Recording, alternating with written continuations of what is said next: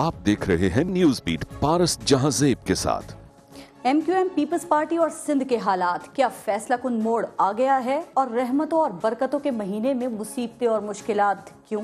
ये हैं वो बीट्स जिन पे बात करेंगे आज न्यूज बीट में।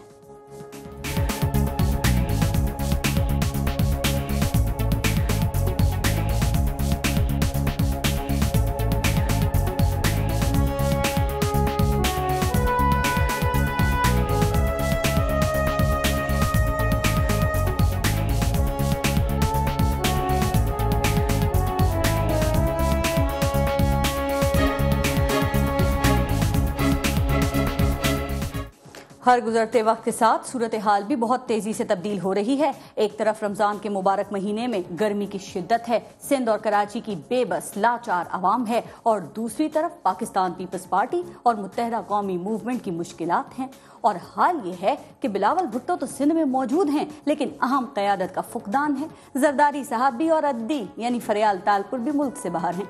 अब सोचने की बात यह है कि एक ऐसे वक्त में जब सरजमीन सिंध पर सूरज कहर बरसा रहा है और जमीन आग उगल रही है और दोनों के दरमियान अवाम पिस रही है, क़यादत को, सिंध के वारिसों को पुरसाने हाल के लिए लोगों के पास होना चाहिए था। वो दूर क्यों हैं? ऐसे कौन से खतरात हैं जो पाकिस्तान में हैं लेकिन दुबई या यूरोप में नहीं हैं? इस बारे में आज प्रोग्राम में हम बात करेंगे और साथ साथ ये भी बात करेंगे कि क्या MQM अपने मौजूदा क्राइसिस से निकलने की सलाहियत रखती है, या अब MQM को कुछ ऐसे सवालात का लाजमी जवाब देना होगा जिनको वो या तो वक्त की गर्द में छुपा देती थी या मीडिया ट्रायल के नाम पर टाल देती थी।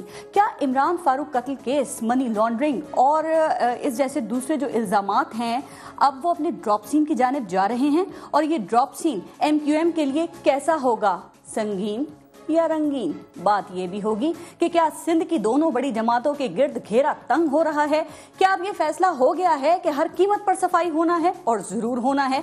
ये सब बातें होंगी प्रोग्राम के पहले हिस्से में सिंध के साबिक वजीर दाखिला जुल्फिकार मिर्जा साहब से, और प्रोग्राम के दूसरे हिस्से में हम उलमा कराम से ये जानेंगे कि रहमतों और बरकतों के माह मुबारक में मुश्किलात क्यों। एक ब्रेक लेते हैं और ब्रेक के बाद मेरे साथ प्रोग्राम में मौजूद होंगे साबिक वजीर दाखिला सिंध डॉक्टर जुल्फिकार मिर्जा। लेते हैं ब्रेक, देखते रहिएगा न्यूज बीट।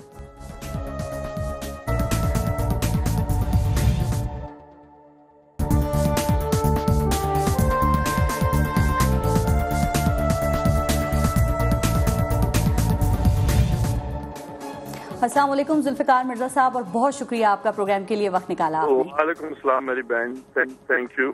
अच्छा जुल्फिकार मिर्जा साहब, पहले हम बात शुरू करते हैं पाकिस्तान पीपल्स पार्टी के हवाले से।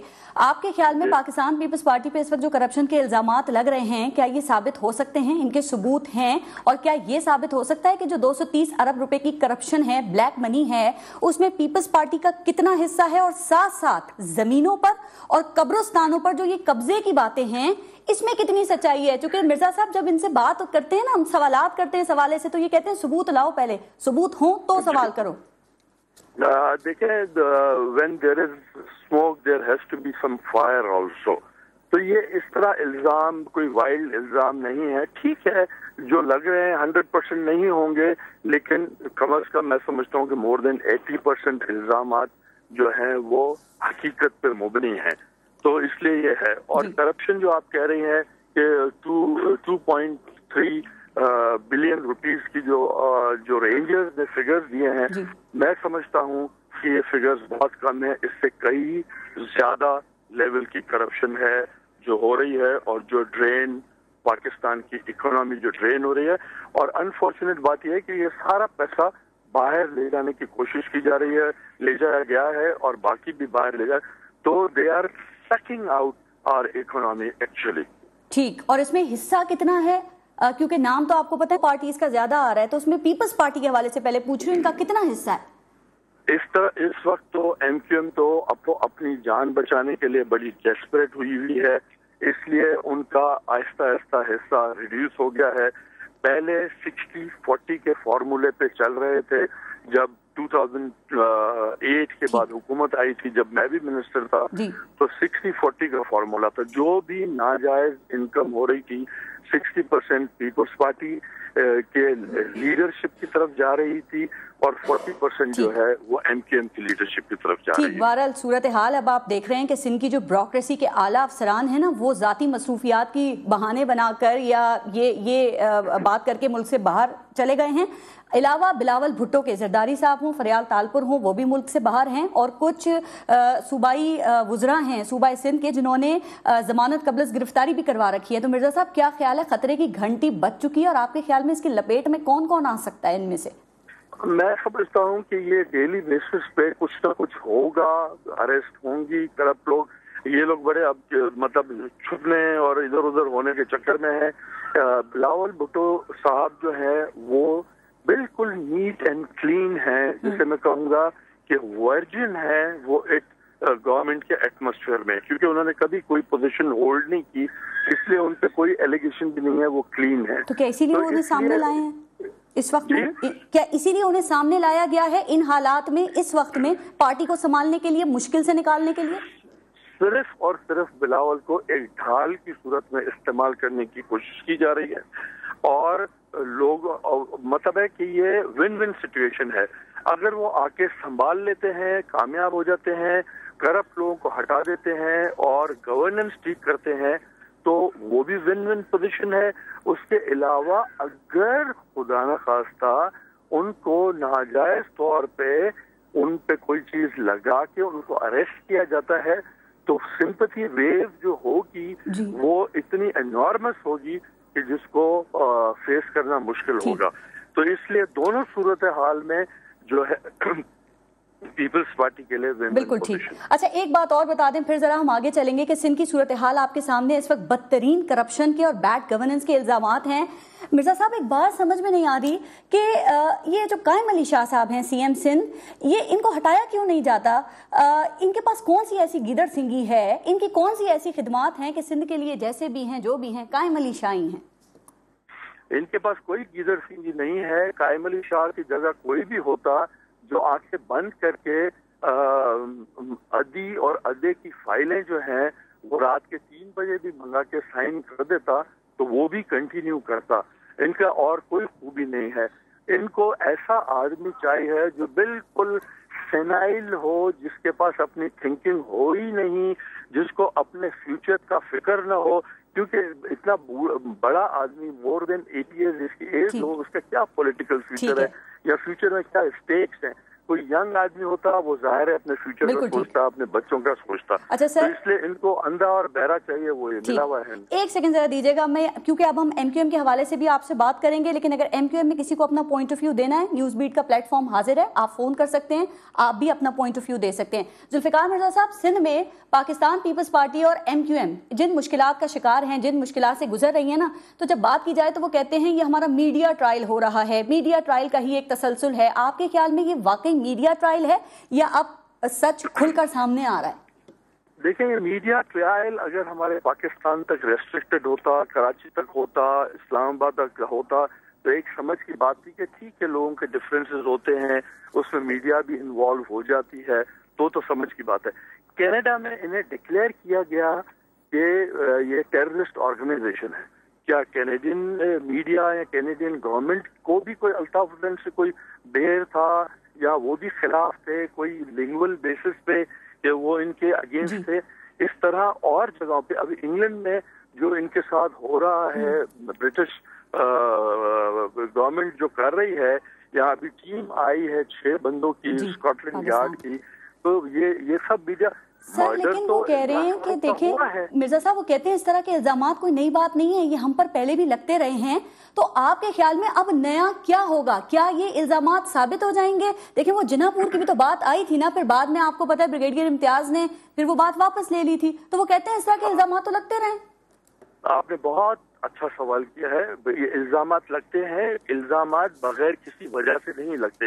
میں تو کئی عرصے سے 4 سال 5 سال سے آفیشلی میں کہہ رہا ہوں کہ یہ ٹیررسٹ آرگنائزیشن ہے اور یہ انڈین ایجنٹس ہیں اور را کے کام کرتے ہیں.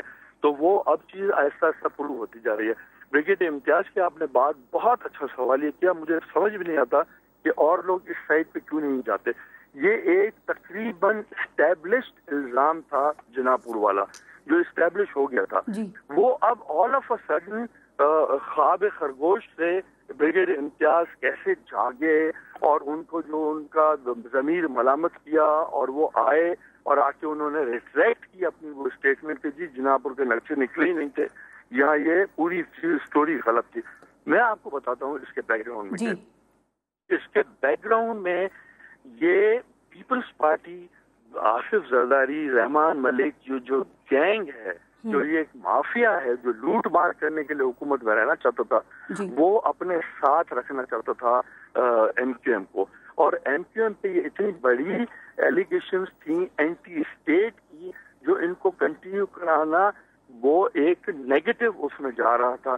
تو انہوں نے پلان کیا اور رحمان ملک اور آصف زرداری نے علی حکیم جو نادرا کے چیف ہوتے تھے, آپ کو یاد ہوگا, جنرل حکیم کے بیٹے, ان کو انہوں نے آگے کیا. جنرل حکیم کے سبارڈینیٹ رہے ہیں بریگیڈیئر امتیاز, اور ان کے بڑے گھروں میں اندر آنا جانا مراسم ہے.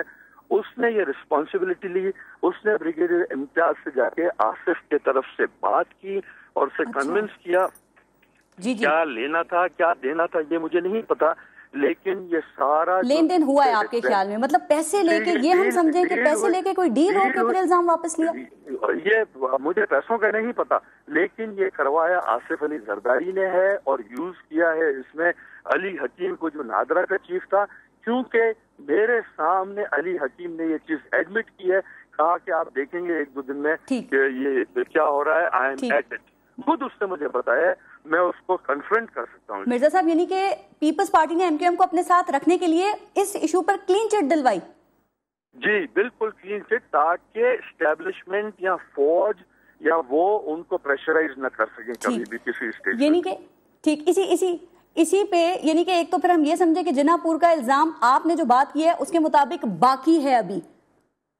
جناح پور کا 100% جینوئن ہے, الزام نہیں ہے, یہ حقیقت ہے. ٹھیک, یہ اس پہ ہے. اور آپ نے اکثر کراچی میں دیکھا ہوگا کہ جس سندھ کو بریک کر دیں اور سندھ کے 2 صوبے کر دیں, آپ کو دیواروں پہ لکھا ہوا ملتا ہے. وہ کون لکھتا ہے؟ وہ ان کی سسٹر آرگنائزیشن. اچھا, پر مرزا صاحب اسی حوالے سے ایک آگے بات, اب آپ نے جب یہ بات کی تو دیکھیں ڈاکٹر عمران فاروق قتل کیس کے حوالے سے جو لوگوں کے نام سامنے آ رہے تھے نا, تو کہا یہ جا رہا تھا کہ یہ جو لوگ ہیں وہ پہلے سے ہی اسٹیبلشمنٹ کے پاس تھے, اور آپ کے علم میں ہے کہ پاکستان پیپلز پارٹی کے دور حکومت میں بھی تھے. لیکن اب سوال یہ کہ جس طرح کا تعاون اس وقت میاں محمد نواز شریف کی حکومت کر رہی ہے, یہ زرداری صاحب کی حکومت میں کیوں نہیں کیا گیا؟ کیا مصلحتیں تھیں, کیا رکاوٹیں تھیں؟ دیکھیں بہن, آپ کو یاد ہوگا میں چلاتا رہا, میرا جو بیسک ریزن گورنمنٹ سے الگ ہونے کا یا لڑائی کرنے کا وہ ایم کیو ایم تھی. میں بولتا رہا ڈے ون سے, اور یہ سب سے پہلے اسٹوری میں نے بریک کی تھی کہ 2 بندے جو ہیں وہ یہاں موجود ہیں جن کو ایئرپورٹ سے اٹھایا گیا ہے, اور تیسرا فیسیلیٹیٹر جس نے فالو کیا دوسری فلائٹ میں, اس کو بھی اٹھا لیا گیا ہے, اور یہ مرڈر میں یہ لوگ انوالوڈ ہیں. یہ میں نے سب سے پہلا بندہ میں تھا جو میں نے آ کے میڈیا میں یہ چیز بریک کی تھی. لیکن اس وقت میری نہیں مانی گئی. رحمان ملک ان کو پروٹیکٹ کرتا رہا. رحمان ملک والوں نے بالکل ریکارڈ وغیرہ سب ایئرپورٹ سے غائب کرا دیا, اور مجھے مطلب فیل کرنے کے لیے مجھے اس نتیجے تک نہیں پہنچنے دیا گیا. میں نے کنونس کرنے کی کوشش کی تھی اسی وقت پریزیڈنٹ, پرائم منسٹر, سب کو, یہ پورا چیز کوکڈ اپ ہے, let's do it. They did not allow me to do it, اور انہوں نے میری منسٹری چینج کر دی. ٹھیک, ایک یہ بات بھی ہو گئی. اب ساتھ ہی ذرا جو ابھی اس وقت ایشو چل رہا ہے طارق میر کا, جو ان کی جانب سے انکشافات سامنے آئے ہیں یہ بھارت سے فنڈنگ اور ٹریننگ کے حوالے سے, تو ذوالفقار مرزا صاحب وہ یہ کہتے ہیں, انہوں نے یہ کہا, ان کا بیان اعترافی یہ ہے کہ صرف 4 لوگوں کو اس بارے میں پتا تھا, جن میں یہ محمد انور ہیں, وہ خود طارق میر ہیں, الطاف حسین ہیں, ڈاکٹر عمران فاروق تھے, تو اور کہتے ہیں باقی جو ایم کیو ایم ہے نا وہ لا علم تھی, بے خبر تھی. کیا اس بات پہ یقین کیا جائے؟ آپ کر سکتے ہیں؟ جی بالکل, ان کی اتنی ٹائٹ ایڈمنسٹریشن ہے اور اتنا یہ ریسٹرکٹڈ رکھتے ہیں, اور یہ چیز اتنی ڈینجرس تھی, اٹس لائک این ایٹم بام, اور یہ اس لیے بہت لوگوں کو کانفیڈنس میں نہیں لیا جا سکتا. یہ 4 بندوں کو یقیناً, انور جو ہے وہ ہے ہی انڈین نیشنل, وہ پاکستانی نیشنل ہی نہیں ہے, اور وہ میر جو ہے وہ ان کا بڑا کانفیڈنس والا بندہ تھا, اور عمران فاروق کا میں سمجھتا ہوں کہ مرڈر کا ایک ریزن سیکریسی بھی ہو سکتی ہے. ان 4 کو ہٹا کے کیا آپ یہ کہہ سکتے ہیں کہ ایم کیو ایم ایک محب وطن جماعت ہے؟ سوال ہی پیدا نہیں ہوتا. محب وطن تو کیا, وہ इंसानियत में यकीन नहीं रखते तो मुहिब वतन कहाँ से हो सकते हैं। लेकिन बहरहाल वो कह रहे हैं कि जो इस वक्त मुश्किलात हैं, जो प्रॉब्लम्स हैं ना, इसमें एस्टेब्लिशमेंट का हाथ है, ये एमक्यूएम तासुर दे रही है। तो ये जो एंगल है ये कितना अहम है, चूंकि भी आपने भी जिक्र किया मोहम्मद अनवर साहब का, जो एमक्यूएम के सीनियर मेंबर हैं, उन्होंने अभी रिसेंटली एक इंडियन मीडिया को ये बात कही है कि जो कुछ नवाज गवर्नमेंट कर रही है ना, ये सब जबरदस्ती एस्टेब्लिशमेंट इनसे करवा रही है, प्रेशर में लेके करवा रही है इनसे। जी नहीं, वो जाहिर है, वो तो इंडियन नेशनल है, वो अपने मुल्क के कहने पे सब कुछ करेगा, अपने मुल्क से वो सच्चा है, वो हमारे मुल्क से सच्चा क्यों होगा। अच्छा मिर्जा साहब, एक आखिरी बात, चूंकि अब टाइम थोड़ा सा कम है, देखें एक बार फिर एमक्यूएम के लिए जो माइनस अल्ताफ की बात हो रही है, ये फिर ये चीज शुरू हो गई है। आपके ख्याल में अल्ताफ हुसैन के बाद क्या एमक्यूएम जिंदा रह सकती है? अल्ताफ हुसैन को अगर अलहदा कर दे तो क्या एमक्यूएम जो है वो काबिल कबूल होगी? और अगर ऐसा कुछ हुआ तो कोई इंतशार की सूरत हाल तो नहीं पैदा हो जाएगी?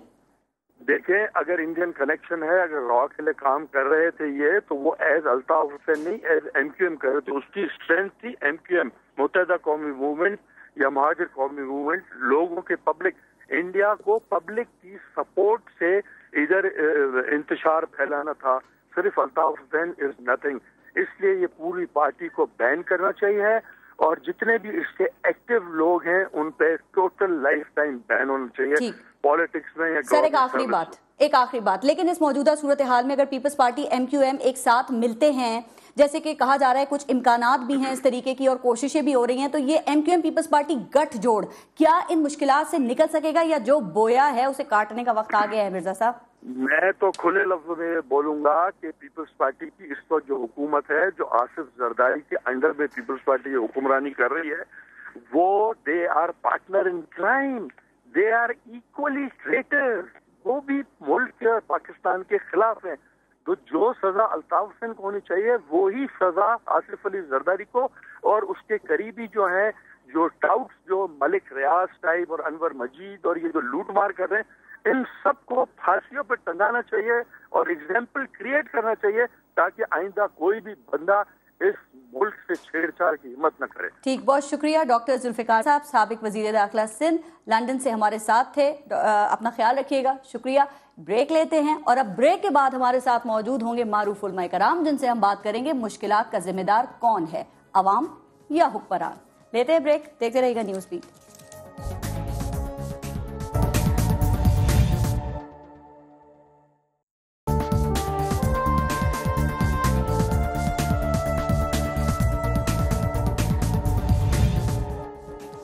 सिंध में कराची में 1200 से ज्यादा लोग मौत की नींद सो गए हैं और हुकूमत जाग गई है।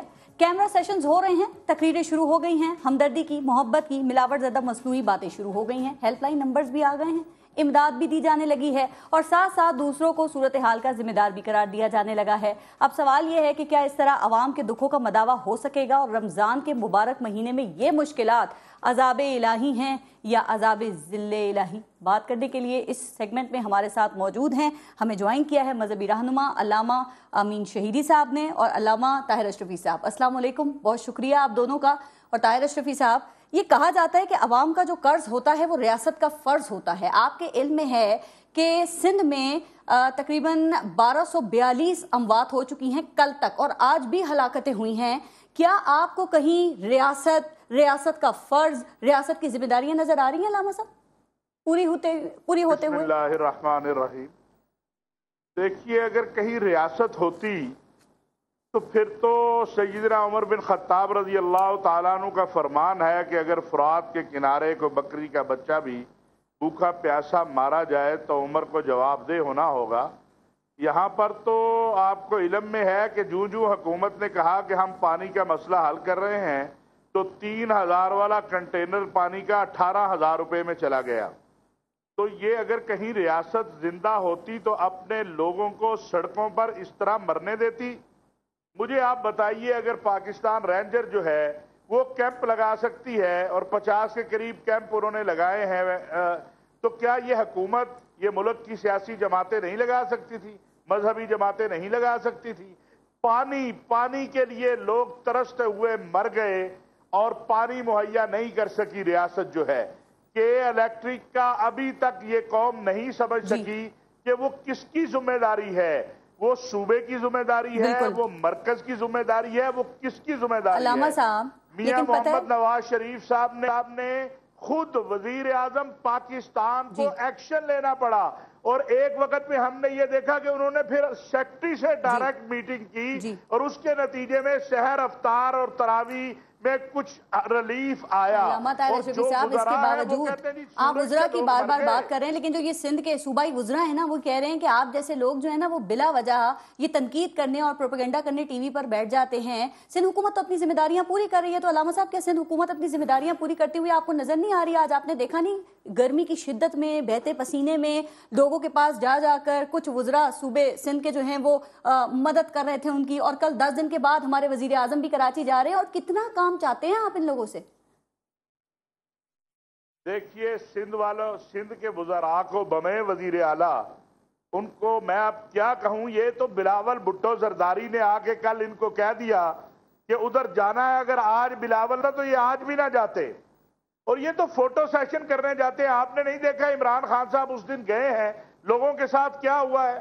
ایمرجنسی وارڈ کے دروازے بند کر دیے گئے، گیٹ بند کر دیے گئے، لوگ اپنے جو ہے مریضوں کو لے کے چیخ رہے تھے، چلا رہے تھے، آپ اور سارا میڈیا یہ دکھا رہا تھا۔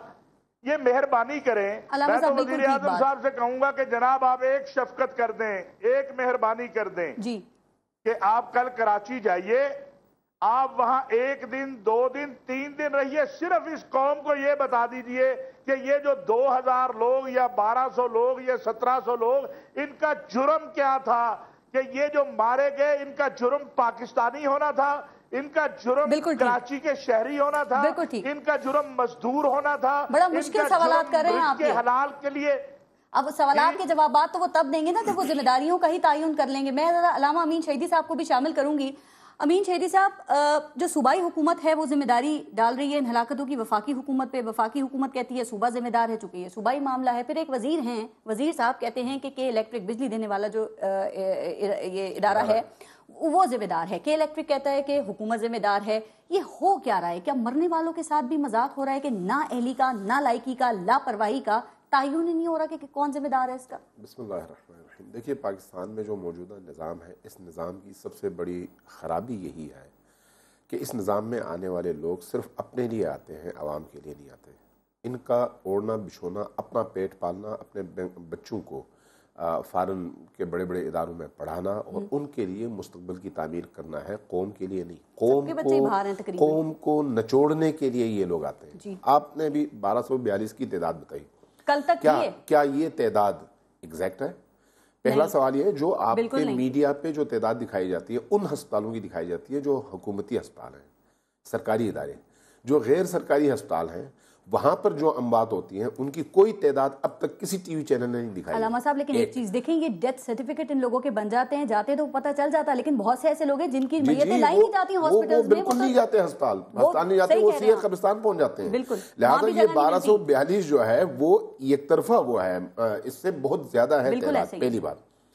دوسری بات یہ کہ جس ملک میں موجود وزراء کے گھروں سے 2-2 ارب روپے پکڑے جائیں اور کوئی ان سے پوچھنے والا نہ ہو، جو وزراء اس ملک کے اندر پانی بیچنے کے لیے ایک پورا مافیا بنا دیں اور پانی کی کمی ہو اور وہ ٹینکرز کے ذریعے سے ایک مہینے میں اربوں روپے اپنے گھروں میں جمع کریں، اب ایسے لوگوں سے آپ یہ توقع رکھیں گے کہ وہ قوم کی خدمت کریں اور ان مریضوں کو بچائیں؟ ابھی جو صورتحال بجلی کے حوالے سے ہے، پانی کے حوالے سے ہے، غربت کے حوالے سے ہے، گرمی کے حوالے سے، اب لوگ پوچھتے ہیں کہ بھئی یہ عذاب جو گرمی کا تھا یہ اسی عوام پہ آنا تھا۔ بات تو صحیح ہے نا کہ بھئی ایک طرف سے حکومتوں کے بنائے ہوئے ان ہتھ کنڈوں اور ان کوششوں کی وجہ سے لوگ رول رہے ہیں، اور دوسری طرف جو ہے گرمی کا عذاب بھی یہی لوگ سہ رہے ہیں، اس لیے کہ گرمی سے ان حکمرانوں کو تو کوئی اثر نہیں پڑتا۔ علامہ صاحب نہ کریں آپ یہ باتیں، پتہ کیوں؟ آپ یہ باتیں کریں گے نا تو یہ حکمران کہیں گے جمہوریت پر حملے کر رہے ہیں ہم یہاں بیٹھ کے اس پروگرام کے اندر۔ میں عرض کرنا چاہوں گا کہ جو اے سی گھروں میں بیٹھ کر، اے سی گاڑیوں میں بیٹھ کر، روزہ کھا کر جو عوام کی خدمت کی باتیں کرتے ہیں ان کو بہرحال حساب دینا پڑے گا، اس دنیا میں بھی اور اس دنیا میں بھی۔ خانوں میں جگہ نہیں ہے، جی بالکل، میتیں رکھنے کے لیے جگہ نہیں ہے، نہیں۔ ابھی جو حال کراچی میں ہوا، ایدھی والوں کی طرف سے اجتماعی قبریں، یہ تو ان علاقوں میں ہوتا ہے جہاں پر جنگ زدگی ہو، جس جنگ کی وجہ سے آپ ایک ایک قبر نہ بنا سکیں، وہاں پر اجتماعی قبریں کھودیں اور لوگوں کو ڈال دیں اس میں، مرنے کے بعد دفن ہونے کا انتظار ہے، قطاریں لگی ہوئی ہیں اس کے لیے۔ جب صورتحال یہ ہوگی تو اس کے بعد اب ہمارے حکمران جائیں گے پروٹوکولز کے ساتھ ہسپتالوں کے اندر، جیسے ابھی آپ نے ایک مثال دی ایمرجنسی کے حوالے سے، ان حکمرانوں اور ان وزراء کے ہسپتال جانے کی وجہ سے سینکڑوں مریض دوبارہ وہاں پر پریشان ہوتے ہیں۔ بھئی آپ کو ہسپتال جانے کی کیا ضرورت ہے؟ آپ نے وہاں پر جا کے دینا کیا ہے ان کو؟ آپ نے اگر دینا ہے تو ان کو پانی دیں، ان کو کھانا دیں، ان کو بجلی دیں، اس کے لیے آپ کا ہسپتال جانا کوئی ضروری نہیں ہے، آپ کا کراچی جانا کوئی ضروری نہیں ہے۔ ان تمام چیزوں کے لیے ہم کس سے سوال کریں؟ وفاقی حکومت سے کریں، صوبائی حکومت سے، یا ان لوگوں سے کریں جو انہیں ووٹ دیتے ہیں، ہر دفعہ ووٹ دے کے لاتے ہیں اور پھر روتے ہیں؟ عوام سے سوال کرنا چاہیے کہ بھئی اگر یہی حکمران ہیں تو ان حکمرانوں کا کوئی قصور نہیں ہے، قصور آپ کا ہے، آپ اٹھتے نہیں ہیں ان حکمرانوں کے خلاف، اس ظلم کے خلاف آپ اٹھتے نہیں ہیں۔ جب آپ اٹھیں گے نہیں، ظلم کو ظلم نہیں کہیں گے، ظالم کو ظالم نہیں کہیں گے، آپ کی جان نکل جائے گی، آپ کی زبان سے آواز نہیں نکلے گی ظلم کے خلاف، تو پھر نتیجہ یہی ہوگا کہ وہ اور زیادہ چوڑے ہوتے چلے جائیں گے اور آپ اسی طرح سے مرتے چلے جائیں گے۔ ٹھیک، علامہ طاہر اشرفی صاحب، اب یہ بے حسی کا آپ عالم دیکھیں، فوٹو سیشنز شروع ہو چکے ہیں اور یہ چلتے رہیں گے، لیکن اب کچھ اطلاعات یہ ہیں، بلکہ کنفرم ہی ہیں، کہ صوبہ سندھ کی جو گورنمنٹ ہے اس نے 60 ہیٹ سٹروک سینٹرز قائم کر دیے ہیں، لیکن 1250 ہلاکتوں کے بعد اب کیا یہ تب کام کریں گے، تب اپنی ذمہ داریوں کو پورا کریں گے، تب ان کی آنکھیں کھلیں گی جب اتنے لوگ مر جائیں گے، موت کے گھاٹ اتر جائیں گے؟ ان سے یہ ایک اپیل کریں، ان سے ایک درخواست کریں، ان سے ایک عرض کریں کہ محترم جناب قائم علی شاہ صاحب، آپ کی رعایا مرنے کے لیے قبر چاہتی ہے، قبرستانوں میں جگہ نہیں، 4 لاکھ 3 لاکھ 1 لاکھ 1.5 لاکھ کی قبر ہے، قبرستانوں کے باہر بورڈ لگے ہیں کہ قبرستان میں جگہ نہیں۔ گزشتہ 5 دنوں سے ہم چیخ چلا رہے ہیں، لوگ رو رہے ہیں، کیا کوئی کراچی میں پلاٹ نہیں بچا ہے ان قبضہ گروپوں سے کہ جس کے اندر کراچی کے لوگوں کو ان جو بیچاروں کی لاشیں مردہ خانوں میں پڑی ہیں ان کی تدفین ہو سکے؟ تو پھر یہ یاد رکھیں کہ پھر ایک وقت آئے گا ان کو بھی قبر نہیں ملے گی۔ یہ میں اس لیے نہیں کہہ رہا، یہ ان کو میرا خیال ہے یاد نہیں، انہوں نے سرٹیفکیٹ لے لیا کہ انہوں نے مرنا نہیں ہے۔ وزیر اعظم صاحب کل جا رہے ہیں تو پہلا اعلان یہ کریں کہ کراچی کے اندر کم از کم 4 قبرستانوں کے لیے جگہ مہیا کرے۔ قبرستانوں میں جگہ نہ ہونے کی وجہ سے لاشیں خراب ہو رہی ہیں، اور بالکل ٹھیک کہا آپ نے بھی اور شہیدی صاحب نے بھی کہ سینکڑوں لوگ وہ ہیں جو تو کسی جگہ جن کا کھاتے داری نہیں ہے، لکھا ہی نہیں گیا، وہ پہنچ ہی نہیں سکے ہسپتالوں کے اندر۔ اور میں کراچی کی عوام سے آج پھر کہوں گا کہ خدا کے لیے آپ لوگ نکلو باہر۔ کیا کراچی میں کوئی صاحب خیر نہیں ہے جو 2-4 کنال کا یا 10 کنال کا ایک پلاٹ لے کے مسلمانوں کو قبرستان کے لیے دے دے؟ کیا وزیر اعظم صاحب کا کوئی وہاں سننے والا علامہ طاہر اشرفی صاحب آپ نے بڑی اچھی بات کی، جگہ نہیں ہے؟ اسی بات کو میں آگے لے کے ذرا چلوں گی۔ علامہ امین شہیدی صاحب، اب دیکھیں ہر جگہ یہ باتیں ہو رہی ہیں نا، ایسا ہو جانا چاہیے تھا، ویسا ہو جانا چاہیے تھا، آپ سے پوچھ رہی ہوں آپ کے خیال میں کیا ہونا چاہیے تھا؟ حکومت کے ساتھ ساتھ آپ پر، ہم پر، یعنی میڈیا پر اور عوام پر کیا ذمہ داریاں عائد ہوتی ہیں صورتحال میں جو ہمیں بھی پارٹیسپیٹ کرنا چاہیے؟ دیکھیے، اس طرح کے مسائل میں سب سے پہلی ذمہ داری ریاست کی ہوتی ہے، اس لیے کہ ریاست کا کردار وہ کردار ہے جس میں ماں کی ممتا نظر آئے۔ ایک بچہ جب مریض ہوتا ہے تو ماں سکون سے نہیں رہ سکتی، لیکن یہ صرف نعروں کی حد تک ہے، یہ صرف نعروں کی حد تک ہے اور صرف لوگوں کو بہلانے کی حد تک ہے۔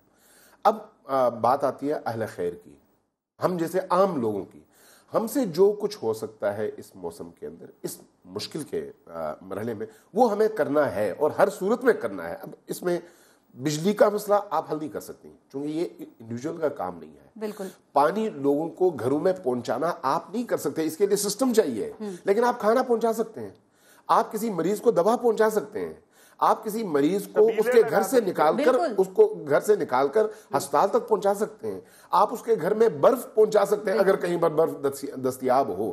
یعنی وہ چھوٹی چھوٹی چیزیں جس کی وجہ سے لوگوں کو ان مشکلات سے نکالتے ہوئے ہم کوئی ایک اینٹ رکھ سکتے ہیں، وہ ہمیں کرنا چاہیے ہر صورت میں، لیکن یہ حل نہیں ہے، یہ حل نہیں ہے۔ حل یہی ہے کہ ریاست کے اندر تبدیلی آئے، اس کی سوچ میں تبدیلی آئے، لیکن میں جہاں تک دیکھ رہا ہوں ان موجود حکمرانوں، سیاسی پارٹیوں، وڈیروں کی موجودگی میں اس طرح کی کسی تبدیلی کے دور دور تک مجھے آثار نظر نہیں آتے. اب بھی وزیر اعظم کی بات ہوتی ہے یا بلاول کی بات ہوتی ہے یا کسی اور کی، تو بھئی یہ لوگ اگر ایک ہفتے کے بعد 10 دن کے بعد ہسپتالوں کا رخ کر رہے ہیں تو ان کا ہدف صرف اتنا ہے کہ انہوں نے ان بیچاروں کے دکھ درد میں شریک ہونے کے لیے ہسپتال جا کر بہت بڑا احسان کیا ہے تاکہ میڈیا میں ان کا چہرہ نظر آ سکے. اس کے علاوہ ان کا رول کیا ہے؟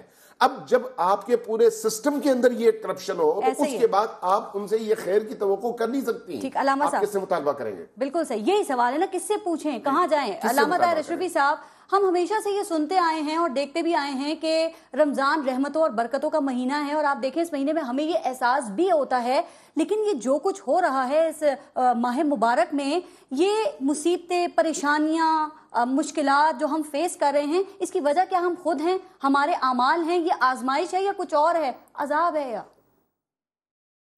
دیکھیے، آپ اس کو جو بھی نام دیں، لیکن کہیں نہ کہیں پہ وجہ ہم ہی ہیں. کیوں نہیں ہم اٹھتے؟ کیوں ظلم کو برداشت کرتے ہیں؟ جب ووٹ کی باری آتی ہے کیوں ہم ایسے لوگوں کو ووٹ دیتے ہیں؟ ٹھیک ہے، اس ووٹ میں کچھ نوٹ بھی شامل ہوتا ہے، اس ووٹ میں کچھ اور بھی ہوتا ہے، لیکن اگر خلق خدا اٹھ جائے تو یہ ممکن نہیں ہے کہ نوٹوں میں جو ہے، نوٹوں کے ساتھ ووٹوں کو یا طاقت کے ساتھ ووٹوں کو تبدیل کیا جائے. بات سیدھی سی ہے کہ ہم نے اپنے اللہ کو بھی ناراض کیا ہوا ہے اور ہم خود اپنے اوپر ظلم کا سبب ہیں. جب کراچی کے اندر کنٹینر 3000 والا 18,000 میں پہنچا، کیوں نہیں یہ عوام نکلی باہر؟ کیوں نہیں انہوں نے گھیراؤ کیا ہے؟ کیوں خاموش رہے سارے؟ جب حضرت موسیٰ علیہ السلام کے دور میں ایک بار عذاب آیا تو حضرت موسیٰ نے کہا، یا اللہ، یہ وہ لوگ جو اللہ اللہ کرتے تھے، جو کمروں میں بیٹھے ہوئے تھے، جو کسی کو نقصان نہیں پہنچاتے تھے، وہ بھی اس عذاب میں بہ گئے. تو جواب آیا کہ موسیٰ یہ ظلم پر بولتے بھی نہیں تھے. ہمارا حال یہ ہے کہ ہم ظلم پر بولنے کو تیار نہیں ہیں، اور کہیں نہ کہیں ہم ان ظالموں، سفاکوں اور درندوں جنہوں نے پانی بند کر دیا رمضان میں، یعنی اس سے زیادہ کیا زیادتی تھی کہ رمضان میں پانی علامہ صاحب آپ کی بات بالکل ٹھیک ہے. لوگوں کو روٹی کا مسئلہ حل ہوگا، اپنے مسائل سے نکلیں گے تو ظاہر ہے وہ باہر نکلیں گے. لیکن ایک بات آپ کو پتہ ہے کہا کیا جاتا ہے کہ یہ جو علماء کرام ہے نا، یہ بیٹھ کر تنقید تو کرتے ہیں اور اس کے بعد پھر دور خلافت کی مثالیں دینا شروع کر دیتے ہیں کہ اس دور میں ایسا ہوتا تھا، ویسا ہوتا تھا، یہ کہا جاتا تھا اور یہ کیا جاتا تھا. لیکن یہ کیوں نہیں دیکھتے کہ اب وہ دور نہیں ہے، اب وقت بدل گیا ہے، زمانہ بدل گیا ہے، نہ حکمران ویسے ہیں نہ یہ عوام ویسی ہے. دیکھیں اس میں جو اہم بات ہے آپ ایک منٹ علامہ صاحب اگر 1 منٹ مجھے دے دیں، اگر 1 منٹ میں اس کا جواب دینا چاہتا ہوں کہ یکم رمضان کو کی سحری جو تھی، پورے ملک میں عذاب تھا، افطاری میں بجلی کا عذاب تھا. یہی وزیر اعظم ہے ہمارے، جب انہوں نے ایکشن لیا تو آج سحری میں بھی بجلی ہوتی ہے، آج افطاری میں بھی بجلی ہوتی ہے، اور آج ہمیں پتہ چل رہا ہوتا ہے ہر گھنٹے کے بعد اگر کہیں پہ کوئی فالٹ ہے تو یہ آپ صرف پنجاب کی صورتحال بتا رہے ہیں، یہاں وہ ہے، یہ آپ پنجاب کی صورتحال بتا رہے ہیں، کراچی کی صورتحال ابھی بھی ویسے ہی ہے. میں چلیے پنجاب جہاں میں رہتا ہوں، میں لاہور کی بات کر رہا ہوں اور باقی شہروں میں بھی. لیکن اگر میں نہیں کہتا 100%، اگر وزیر اعظم کے ایکشن سے 30% بھی بہتری آ سکتی ہے تو کیا وزیر اعظم صاحب کو یہ ایکشن کراچی کے معاملات پہ کل جا کے نہیں لینا چاہیے؟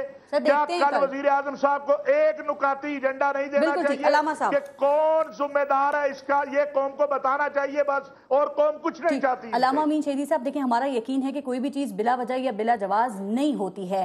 اب قدرت کی جانب سے جو بار بار یہ ہمیں میسیجز مل رہے ہیں، آپ کے خیال میں کیا بحیثیت انسان، بحیثیت مسلمان ہم اسے سمجھ رہے ہیں، سمجھنے کے لیے ہم تیار بھی ہیں؟ دیکھیے، قدرت کا قانون ہے یہ کہ آپ اگر ظلم پر خاموش رہیں گے تو ظلم میں آپ پوری طرح سے شریک ہیں اور برابر کے شریک ہیں. آپ نے اگر کسی ظالم کو ظلم کرنے سے روکنے کے لیے قدم نہیں اٹھایا تو آپ اس مظلوم کے حق میں اس ظالم کے ساتھ برابر کے شریک ہیں. اس وقت جو کچھ ہو رہا ہے اس میں روکنا کس کا کام ہے؟ عوام کا. عوام سے زیادہ طاقتور کوئی چیز نہیں ہوتی کسی معاشرے اور کسی ریاست کے اندر. ہم جب بات کرتے ہیں عوام کی، جمہوریت کی، تو وہ صرف اور صرف اپنے مقاصد کے حصول کے لیے بات کرتے ہیں، عوام کے مفاد کے لیے نہیں. لیکن عوام کے اندر یہ شعور پیدا ہونا چاہیے نا کہ بھئی اگر ہمارے ساتھ اتنی زیادہ زیادتی ہو رہی ہے تو اس کی ذمہ دار کون ہے؟ زرداری صاحب کی جتنی دولت باہر ہے، نواز شریف صاحب جتنا بنا رہے ہیں دولت، اب سوچنے کی بات یہ ہے کہ آخر انہوں نے کل قبر میں جانا ہے، یہ دولت تو یہاں پر رہ جانی ہے بھائی. قبر میں آپ نے صرف گٹھے کے 2 گز کپڑے کو لے کر جانا ہے، تو وہاں پر آپ اس دولت کا کیا کریں گے؟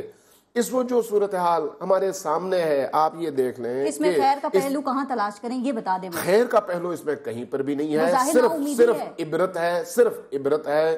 اس وقت میں یہ سمجھتا ہوں کہ عوام کو اس موقع سے یہ عبرت حاصل کرنا چاہیے اور سمجھنا چاہیے کہ ان حکمرانوں کے جھانسوں میں نہ آئیں، ان سیاسی پارٹیوں کے جھانسے میں نہ آئیں. اس وقت تک اگر ہم نے دھوکہ کھایا ہے تو انہی کی وجہ سے کھایا ہے. صرف ایک جملہ میں عرض کروں، دیکھیں زرداری کے دور میں رمضان المبارک میں مجھے یاد ہے کہ بجلی کی لوڈ شیڈنگ ختم ہو گئی تھی زرداری کے دور میں، کرپٹ ترین آدمی، لیکن کم از کم اس وقت جو ہے بجلی کی لوڈ شیڈنگ انہوں نے ختم کی. آج ہم دیکھ رہے ہیں بھئی نواز شریف کا دور ہے اور وہ لوڈ شیڈنگ اس میں اضافہ ہوا ہے، کمی کوئی نہیں ہوئی. ہم یہ سمجھتے ہیں کہ عوام کے اندر شعور جب تک آپ پیدا نہیں کریں گے، عوام میدان میں نہیں اتریں گے، ان مسائل کا کوئی حل. ٹھیک. علامہ امین شہیدی صاحب، علامہ طاہر اشرفی صاحب، بہت شکریہ آپ دونوں کا. اپنا اپنے ملک کا خیال رکھیے گا. پارس جہاں زیب کو اجازت دیجیے. اللہ نے کے بعد.